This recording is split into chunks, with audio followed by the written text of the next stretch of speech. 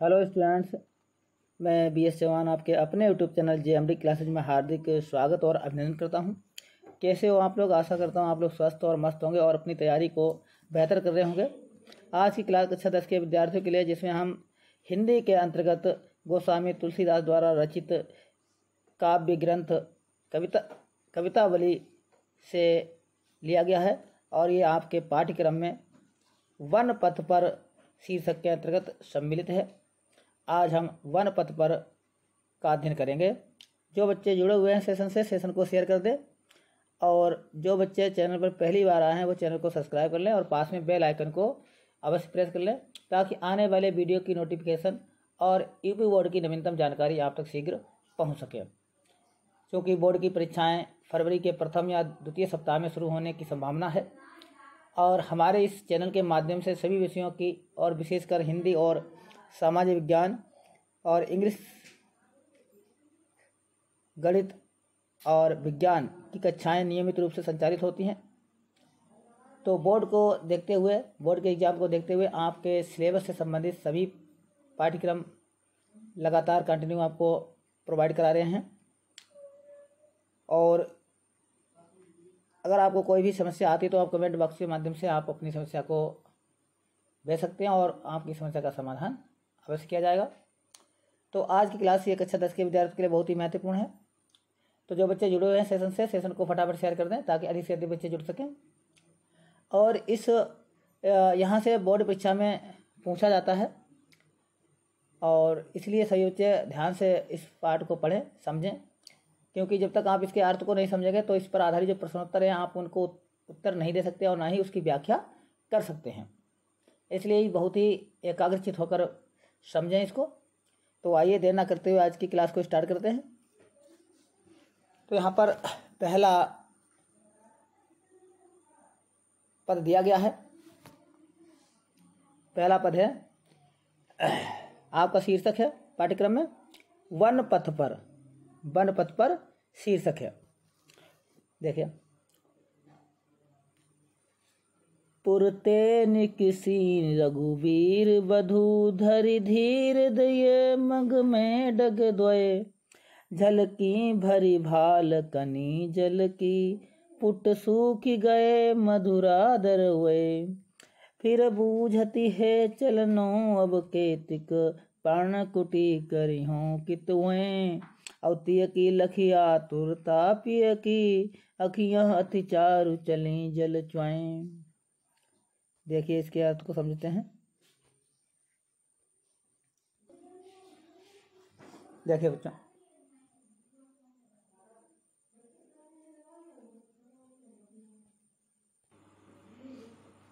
देखिए बच्चों,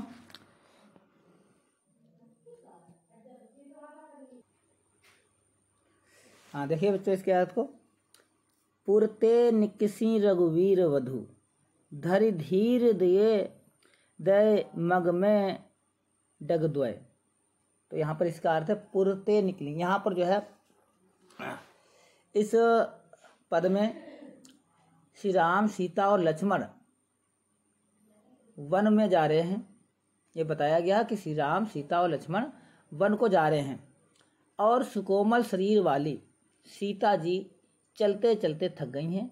उनकी उस व्याकुलता का वर्णन गोस्वामी तुलसीदास जी ने बहुत ही मार्मिक ढंग से किया है। तो कह रहे हैं गोस्वामी जी, पुरते निकिसी रघुवीर वधु। पुर से, पुर माने होता है महल से, पुर माने महलों से या अयोध्यापुरी से, निकसी माने निकली हैं, रघुवीर वधु, रघुवीर माने प्रभु श्री राम और वधु माने बहू अर्थात सीता माता। धरि, धरि माने रखे हुए हैं, धीर, धीर माने धैर्य धारण करके, देह माने देह हैं, मग माने पग, डग माने रास्ते में और द्वय माने दो।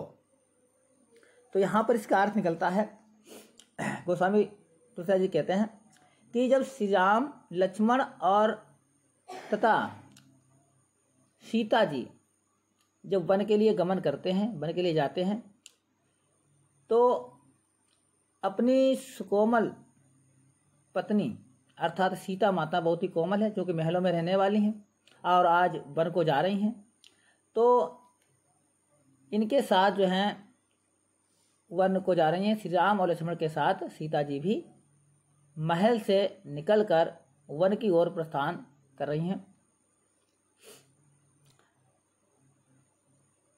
धरि धीर दे मग में डगदुए, और उन्होंने बहुत धैर्य के साथ, बहुत ही धैर्य के साथ या धैर्य से मार्ग में या रास्ते में 2 कदम ही रखे हैं। उन्होंने बहुत धैर्य के साथ मार्ग में 2 कदम रखे हैं।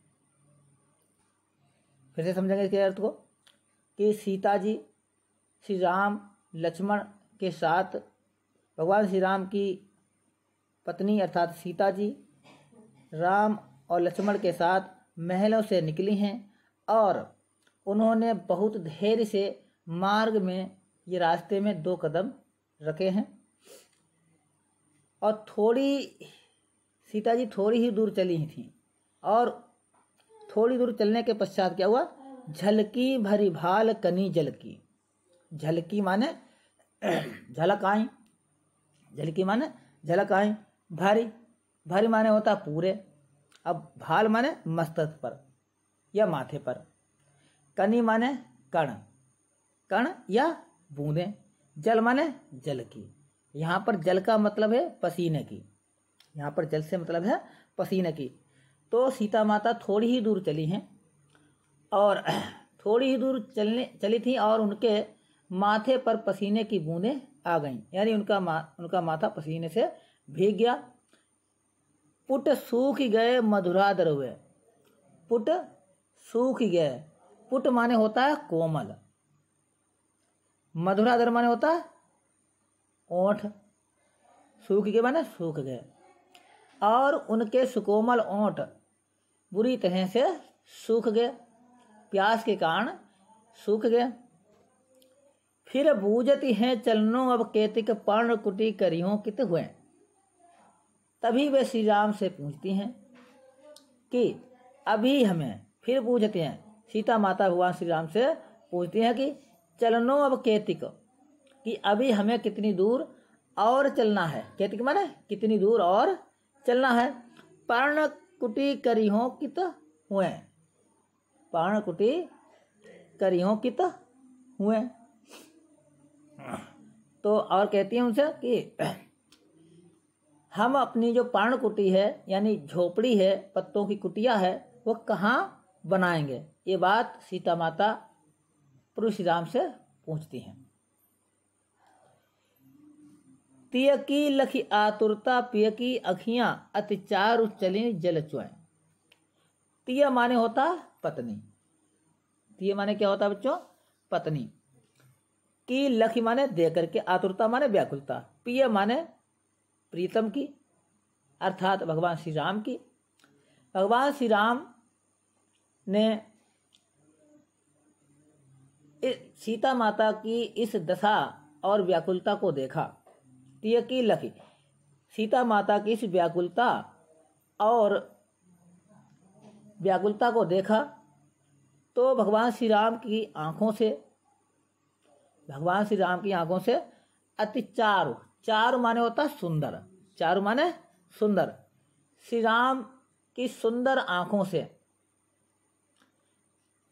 जल चली जल चुए। जल माने जल, चुए माने चूने लगा, अर्थात भगवान श्री राम की सुंदर आंखों से, सुंदर नेत्रों से अश्रुओं की धारा प्रवाहित होने लगी, अश्रुओं की धारा प्रवाहित होने लगी। कहने का मतलब यह है कि जो सीता माता राजमहल का सुख भोगने वाली थी और आज वो जंगल में नंगे पैरों जा रही हैं, जिसको देख करके भगवान श्री राम का हृदय इस दृश्य को देख करके द्रवीभूत हो गया। तो यहाँ पर बच्चों अगर हम भाषा की बात करें तो इसमें ब्रज भाषा है, क्योंकि परीक्षा में कुछ भी पूछा जा सकता है। भाषा से संबंधित प्रश्न पूछा जा सकता है। भाषा ब्रज है और रस की बात करें अगर हम, रस इसमें श्रृंगार है, श्रृंगार रस, ठीक है। और श्रृंगार रस दो प्रकार का होता है बच्चों, एक वियोग श्रृंगार और एक संयोग श्रृंगार। तुम्हें केवल श्रृंगार रस लिखना है। और छंद कौन सा है? छंद इसमें है सवैया। ध्यान रखना बच्चों, यहाँ से प्रश्न पूछा जा सकता है। छंद है सवैया।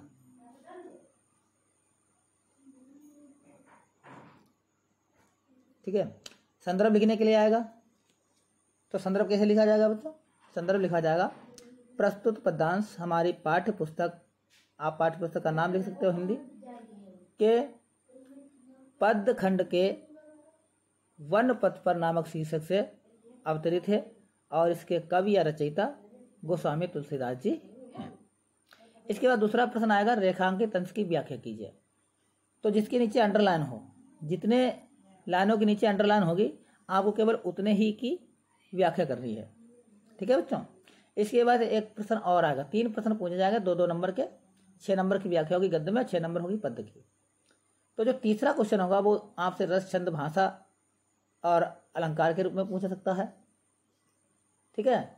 या गद्यांश पर आधारित कोई एक प्रश्न पूछ सकता है। अगला पद पढ़ेंगे।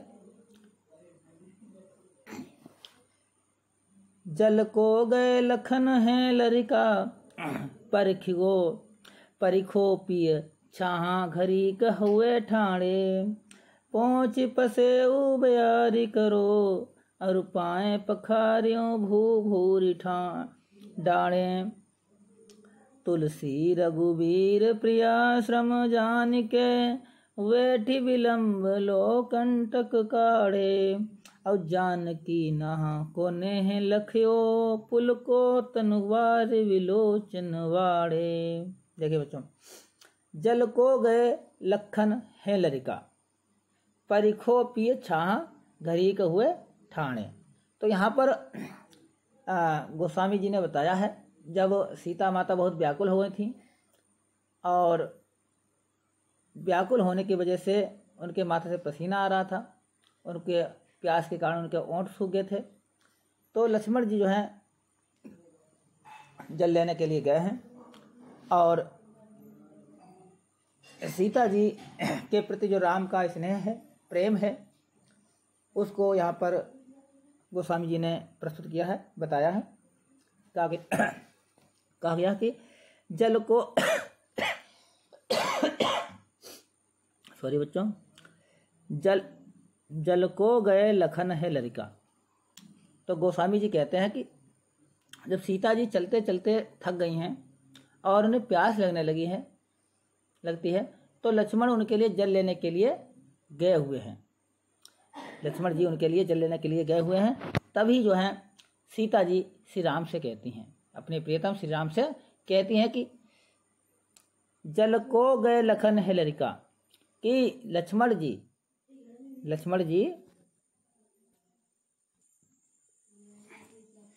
जल को गए लखन है लरिका, परिखो पिए छाह घरी के हुए ठाणे। कि जब तक लक्ष्मण जी नहीं आते हैं, क्योंकि लक्ष्मण जी जल को लेने के लिए गए हैं, जब तक लक्ष्मण जी नहीं आते हैं तब तक परिखो माने होता है प्रतीक्षा करना, और लरिका माने होता है लेने गए हैं। जल को गए लखन है लरिका, लरिका का मतलब यहाँ पर लड़का से नहीं है, लरिका का मतलब है लेने के लिए गए हैं। चूँकि यहाँ ब्रज भाषा में लेने के लिए लरिका शब्द का प्रयोग किया जाता है। तो लक्ष्मण जी जल को लेने के लिए गए हैं। तभी सीता जी कहते हैं कि परिखो, सीता जी कहती हैं श्री राम से कि परिखो माने प्रतीक्षा करना, प्रिय माने प्रिय अर्थात भगवान श्री राम, छा माने छाँव में, और घड़ी माने एक घड़ी के लिए, और ठाणे माने खड़े होकर के। तो सीता जी कहती हैं कि जब तक लक्ष्मण जी नहीं आते हैं तब तक जो है हम घड़ी भर यानी कुछ देर के लिए छाँव में खड़े होकर उनकी प्रतीक्षा कर लेते हैं। जब तक लक्ष्मण जी जल लेकर नहीं आते हैं तब तक हम क्षण भर या घड़ी भर, एक घड़ी के लिए छांव में खड़े होकर के लक्ष्मण जी का इंतजार कर लेते हैं। पोंछ पसेऊ बयारी करो और उपाय पखारियो भू भूर डाढ़ है। देखिए पोंछ पसेऊ तभी जो है सीता जी श्री राम से कहती हैं, सीता जी श्री राम से कहती हैं मैं तब तक पोंछ पसेऊ, पोंछ माने पहुँचना और पसेऊ माने पसीना और बयार माने हवा करना, ठीक है। अब पखारियो माने होता है पंखा करना, पखारियो माने पंखा करना। अब भू माने पृथ्वी और भूर माने धूल, यानी मिट्टी या धूल या बालू, ठीक है बच्चों। और डाढ़े माने होता है तपे हुए, डाढ़े माने तपे हुए। तो यहाँ पर इसका अर्थ निकला है। तो सीता जी भगवान श्री राम से कहती हैं कि मैं तब तक आपका पसीना पोंछकर हवा कर देती हूँ, बयारी करो। आपके माथे से जो पसीना टपक रहा है उसको पोंछकर हवा कर देती हूँ, तथा बालू से तपे हुए, वो भूर बालू से तपे हुए पैरों को, पाए माने पैरों को, पाए माने पैरों को, पखारियों माने धो देती हूँ, पखारियों माने धो देती हूँ। जो पैर बालू में तप गए हैं उनको मैं धो देती हूँ। कब तक? जब तक लक्ष्मण जी नहीं आते हैं। तुलसी रघुवीर प्रियाश्रम जान के बैठी विलंब लो कंटक काढ़े। तुलसी रघुवीर प्रियाश्रम, श्रम माने होता थका हुआ, श्रम माने थका हुआ। और विलंब माने बहुत देर तक, विलंब माने विलंब लो माने होता बहुत देर तक। अब कंटक माने कांटे, अब काढ़े माने निकाले। तो श्री राम समझ गए हैं, जब ये बात सीता ने श्री राम से कही तो भगवान श्री राम समझ गए हैं कि सीता जी थक चुकी हैं। तुलसी रघुवीर प्रिया सम जान के, कि गोस्वामी जी कहते हैं कि भगवान श्री राम ये जान चुके हैं कि जो उनकी प्रिया है अर्थात सीता जी वो थक चुकी हैं। थका हुआ जान करके ये थका हुआ देखा तो उन्होंने के बैठी विलंब लो कंटक काढ़े। तो भगवान श्री राम ने उन्होंने बहुत देर तक बैठकर उनके पैरों से कांटों को निकाला, उनके पैरों से कांटों को निकाला। और बहुत देर तक इसलिए क्योंकि सीता जी थकी हुई थी, इसलिए उन्होंने बहुत देर तक उनके पैरों में जो कांटे चुभे हुए थे, नंगे पैरों से चली थी, उन कांटों को निकाला। फिर एक बार इसके अर्थ को देखते हैं कि गोस्वामी जी कहते हैं कि जब श्री राम ने सीता को थका हुआ देखा तो उन्होंने बहुत देर तक बैठकर उनके पैरों से कांटे निकाले। जानकी नहा को नह लखियो पुलको तनुवारी विलोचन बाढ़े। जानकी नहा को, जानकी माने सीता जी और नहा माने स्वामी अर्थात भगवान श्री राम को, नेह माने प्रेम को, स्नेह को, लखियो माने देखकर, अब पुलको माने पुलकित हुआ, रोमांचित हुआ, प्रसन्नचित हुआ, तनु माने शरीर, वारी विलोचन बाढ़े।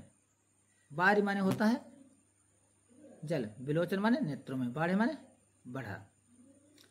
तो इसका अर्थ यह हुआ बच्चों, सीता जी ने अपने स्वामी के प्रेम को देखकर, सीता जी ने अपने स्वामी के या भगवान श्री राम के प्रेम को देख करके देखा, लखियो माने देखा, तो उनका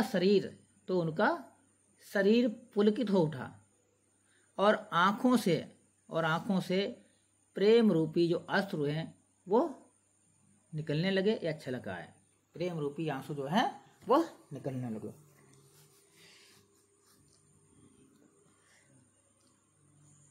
तो इसमें भी बच्चों छंद सवैया है। और रस की बात करें तो इसमें श्रृंगार रस के साथ साथ करुण रस भी है, करुण रस भी है। और अलंकार की बात करें तो पूरे में अनुप्रास अलंकार है, पूरे में अनुप्रास अलंकार है और भाषा ब्रज है। अगला देखिए बच्चों, रानी में जानी जानी माँ, पबि पाहन हूँ ते कठोर ही ओ है। अब राजो काज काज न जान्यो, अब कहियो तिय को जिन कान कियो है। ऐसी मनोहर मूर्तिये, बिछुरे कैसे प्रियतम लोग जियो हैं। आखिन में सखी राखिवे जोग, इन्हें किम के बनवास दियो है। देखिए बच्चों, तो यहाँ पर जो पद दिया गया है तो इसमें जो ग्रामीण स्त्रियां हैं, क्योंकि सीता जी, राम और लक्ष्मण जी वन के लिए जा रहे हैं, तो जो ग्रामीण स्त्रियां हैं जहाँ से ये गुजरते हैं, उन स्त्रियों के द्वारा ये बात तो बताई गई है कि कितने निष्ठुर होंगे राजा और रानी, जिन्होंने इतने सुंदर कोमल शरीर वाले राजकुमारों को वन के लिए भेजा है। तो देखिए इसके अर्थ को, रानी में जानी अजानी महा, पवि पाहन हो तो कठोर ही वो है। तो सीता, राम और लक्ष्मण वन को जा रहे हैं। उन्हें देखकर जो गांव की स्त्रियां हैं, महिलाएं हैं, वो आपस में वार्तालाप कर रही हैं। क्या वार्तालाप कर रही हैं? तो वार्तालाप करते हुए एक सखी या एक स्त्री दूसरी स्त्री से कहती है, एक स्त्री दूसरी स्त्री से कहती है कि मुझे तो ज्ञात हो गया है, रानी में जानी, रानी माने रानी कैकेयी, मैं माने मैं, जानी माने जान गई हूँ, अजानी माने अज्ञानी है, अजानी माने अज्ञानी है। तो एक स्त्री दूसरी स्त्री से कहती है कि मुझे तो ज्ञात हो गया है कि रानी कैकेयी बहुत, महा माने बहुत, बहुत अज्ञानी है, कि रानी कैकेयी बहुत बड़ी अज्ञानी है। पवि पाहन हूँ, पवि माने होता वज्र, अब पाहन माने पत्थर, हियो माने हृदय, हियो माने हृदय, और वह पत्थर से भी कठोर, पत्थर से भी कठोर हृदय उनका, पत्थर से भी, पत्थर और वज्र से भी कठोर उनका हृदय है। क्योंकि उन्हें इन तीनों को, यानी राम और लक्ष्मण और सीता जी को वनवास देते समय थोड़ी भी, जरा सी भी दया नहीं आई। तो उनका हृदय जो है वो वज्र और पत्थर और वज्र से भी अधिक कठोर है। और उन्होंने राजा दशरथ को भी बुद्धिहीन समझकर कहती हैं, क्या कहती हैं? राजहु काज अकाज न जानो, राजहु काज अकाज न जानो। राजहु माने राजा ने, यानी कौन राजा? राजा दशरथ ने। काज माने होता है उचित, अकाज माने होता है अनुचित, अकाज माने अनुचित, जानो माने जानना, ये जानती। तो कहती हैं स्त्रियां कि राजा दशरथ ने उचित और अनुचित, अच्छा और बुरा का विचार किए बगैर, बिना जाने हुए, अच्छे और बुरे का ज्ञान किया, विचार किए बगैर अपनी पत्नी यानी कैकेयी का कहना मानकर, कहो तिय को जिन कान कियो, कहो माने कहना मानकर, तिय माने पत्नी, अपनी पत्नी अर्थात कैकेयी का कहना मान करके कहना मान करके, कान कियो, कान माने कहा हुआ, मान करके, कहना मान करके इन्हें वन भेज दिया है। राजा दशरथ ने उचित और अनुचित का विचार किए बगैर ही अपनी पत्नी कैकेयी की बात को मान करके, उनका कहना मान करके इन तीनों को वनवास भेज दिया है। और ये तीनों अर्थात सीता, राम और लक्ष्मण इतने मनोहर और सुंदर हैं, ऐसी मनोहर मूर्त ये बिछुरे कैसे प्रीतम लोग जियो हैं। ऐसी मनोहर मूर्त, और इन तीनों की इतनी मनोहर और इतनी सुंदर मूर्ति है, इतने सुंदर हैं कि इनसे बिछुड़कर कैसे प्रीतम, इनके जो प्रिय लोग हैं, प्रियजन हैं, प्रीतम लोग मतलब इनके जो प्रिय लोग हैं, प्रियजन हैं, वो कैसे जीवित रहेंगे, इसलिए वो सखियां कहती है कि हे सखी, आखिन में सखी राखिबो जोग, आखिन में सखी राखिबो जोग, इन्हें किमके बनवास दियो, इन्हें किमके बनवास दियो। ठीक है, जोग माने होता है योग, और किम माने होता है क्यों, किम माने होता है क्यों, जोग माने योग। तो सखियां कहती हैं, आप इसमें संबोधित करते हुए सखी को कहती हैं, यानी स्त्रियां अपने को संबोधित करते हुए कहती हैं सखियों से, अपनी सखियों से कि हे सखी, ये तीनों तो आंखों में बसाने योग्य हैं। आखिन में सखी, कि हे सखी, आखिन में ये तीनों यानी राम, सीता और लक्ष्मण आंखों में बसाने योग्य हैं, अर्थात इनको अपने से दूर नहीं किया जा सकता है। राखिबो जोग, राखिबो जोग, जो मतलब योग करके रखना, अपने आंखों में बसा के रखना है। इन्हें किमके वनवास दियो है, और इन्हें वनवास, कि माने क्यों वनवास दिया है, और इन्हें क्यों वनवास दिया गया है। एक बार फिर से इसके अर्थ को जानेंगे। तो सखी कह रही हैं कि हे सखी, ये तीनों बहुत ही सुंदर हैं और आंखों में बसाने योग्य हैं, और इन्हें वनवास क्यों दिया गया है। अगला पद देखिए,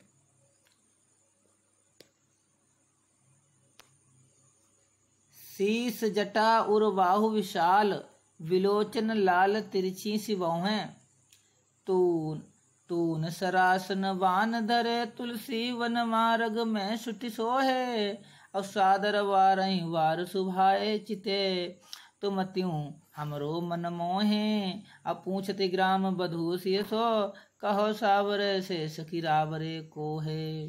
देखिए इस पद में बच्चों जो है, जब सीता, लक्ष्मण और श्री राम वन को जा रहे हैं, तो जो ग्रामीण स्त्रियां हैं वो सीता जी से प्रश्न पूछती हैं। क्या पूछती हैं, जिसका जिक्र इस पद्यांश में, इस सवैये में, पद में किया गया है कि वे पूछती हैं, श्री राम के बारे में जानना चाहती हैं। तभी क्या कहती हैं, कैसे जानना चाहती हैं कि शीस जटा उर बाहु विशाल, विलोचन लाल तिरछी सी बहुएं। तो गोस्वामी तुलसीदास इसका वर्णन करते हुए कहते हैं कि ग्रामीण स्त्रियां सीता जी से पूछती हैं कि शीस जटा, शीस माने सिर पर, और जटा माने जटाएं हैं, जिनके सिर पर जटा है, ये जटाएं हैं। उर बाहु, उर माने होता है हृदय, लेकिन यहाँ पर है वक्षस्थल या छाती, वक्षस्थल, और बाहु माने भुजाएं, विशाल माने विशाल, और जिनकी भुजाएं और वक्षस्थल विशाल हैं, जिनके सिर पर जटाएं हैं, और जिनकी छाती या वक्षस्थल और बाहें या भुजाएं विशाल हैं। विलोचन लाल, विलोचन माने नेत्र, लाल माने लाल, जिनके नेत्र लाल हैं। तिरछी सी भौएं, और जिनकी भौएं तिरछी सी हैं, जिनके नेत्र लाल हैं और जिनकी तिरछी भौएं हैं। तून सरासन वान धरे, तून सरासर वान धरे, तून माने होता तरकस। सरासन माने होता है धनुष। बाण माने वाण, धरे माने धरे हैं। वाण जिन्होंने तरकस, जिन्होंने तरकस वाण, जिन्होंने तरकस वाण या धनुष और वाण धारण किए हुए हैं, जो तरकस धनुष बाण धारण किए हुए हैं, तुलसी वन मार्ग में सुटि सोहे। तुलसी वन मार्ग में सुटि सोहे। जो वन मार्ग को जाते हुए, गोस्वामी तुलसीदास जी कहते हैं, जो वन मार्ग को जाते हुए, सुटि माने अच्छी तरह हैं, और सोहे माने सुशोभित हो रहे हैं। जो वन मार्ग में जाते हुए, वन को जाते हुए अत्यंत सुशोभित हो रहे हैं। सादर वारई वार शुभाए। सादर वारई, सादर माने सादर पूर्वक, वारई माने बार बार, वारई बार माने होता बार बार, शुभाए माने सुशोभित हो रहे हैं, शुभाए माने सुशोभित हो रहे हैं। और तथा वे बार बार आदर व प्रेम पूर्वक चित्त से तुम्हारी ओर देखते हैं। चिते तुम त्यों हमरो मन मोहे। साधन बारंबार और सादर पूर्वक बार बार तुम्हारी ओर देखते हैं, तुम्हारी ओर देखते हैं। उनका यह सौंदर्य रूप हमारे मन को बहुत मोहित कर रहा है। तुम्हारी ओर देखने का जो आकर्षण है, तो वो मुझे बहुत भा रहा है, यह सुंदर लग रहा है। पूछत ग्राम वधू सिय सो। पूछत ग्राम वधू, गांव की जो स्त्रियां हैं, ग्रामीण जो महिलाएं हैं, स्त्रियां हैं, वो सीता जी से प्रश्न पूछती हैं। कहो सावरे से सखी रावरे को है, कि बताओ मुझे कि हे सखी, ये सावले अर्थात भगवान श्री राम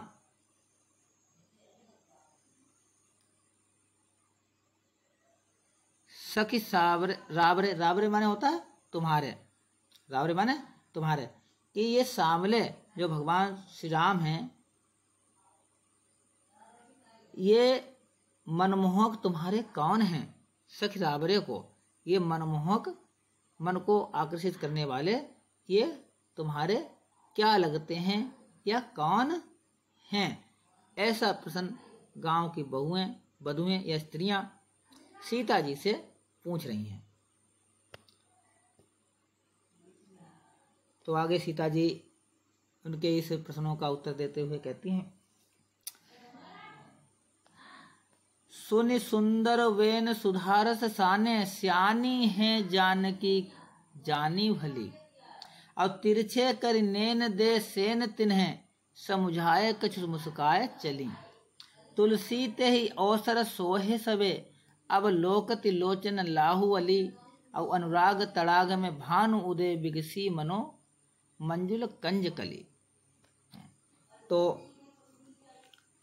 इस पद में गोस्वामी जी ने बताया है कि जब ग्रामीण स्त्रियों के द्वारा, महिलाओं के द्वारा सीता जी से श्री राम के विषय में पूछा गया कि ये सांवले और सुंदर रूप वाले तुम्हारे क्या लगते हैं,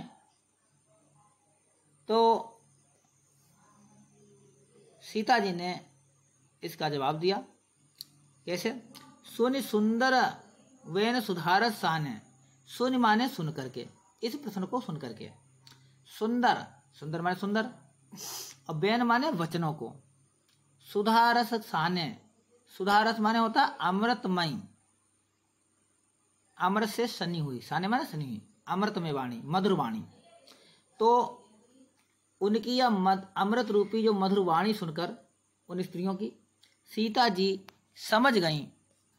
सियानी, सियानी माने होता है चतुर, होशियार।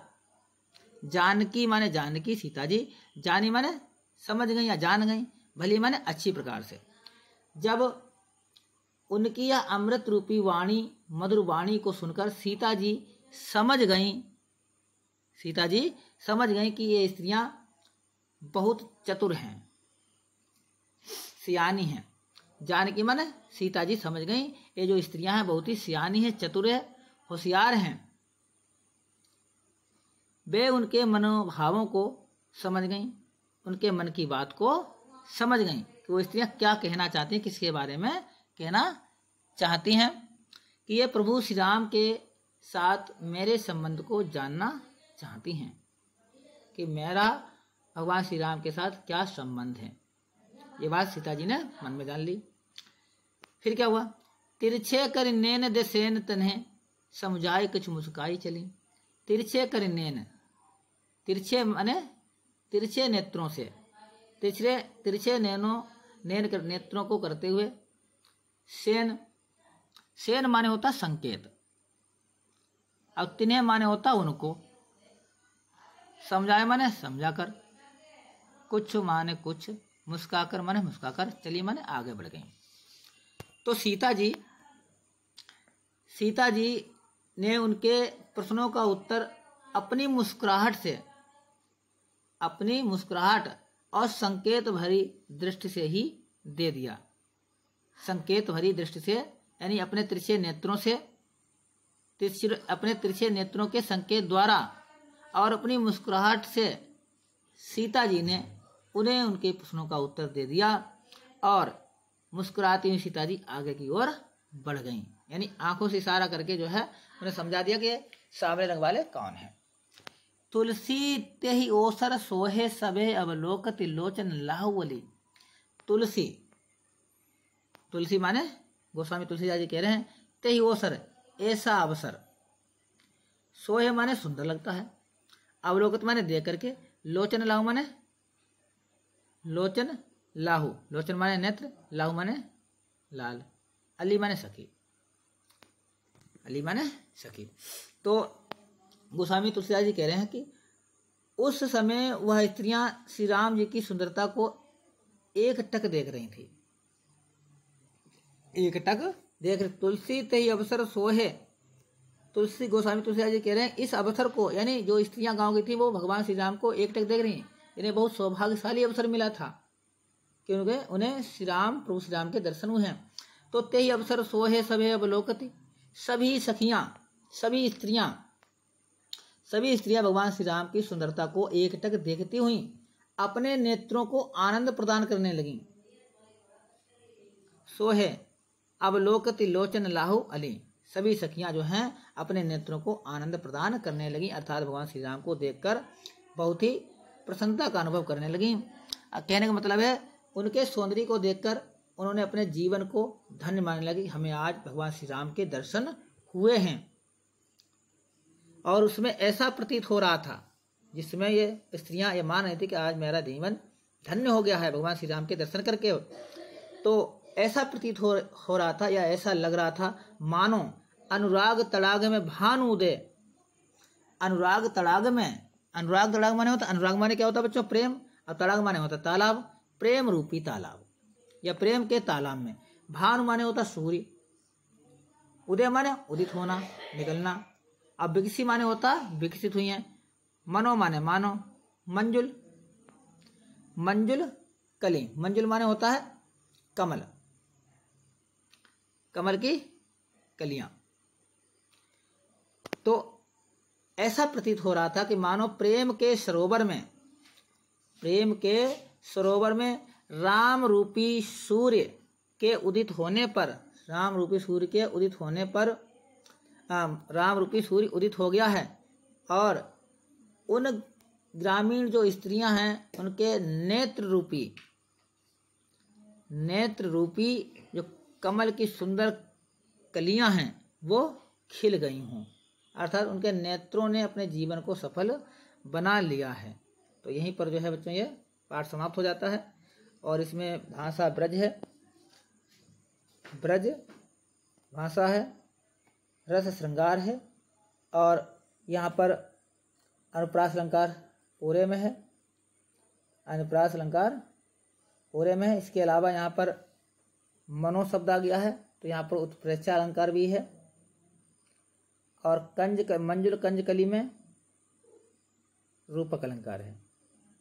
ठीक है बच्चों, यहाँ पर 3 अलंकार हैं और छंद सवैया है। तो आज का वीडियो बच्चों कैसा लगा है इसको कमेंट बॉक्स में अवश्य बताएं। और मिलते हैं नेक्स्ट सेशन में एक नए वीडियो के साथ। तब तक के लिए धन्यवाद।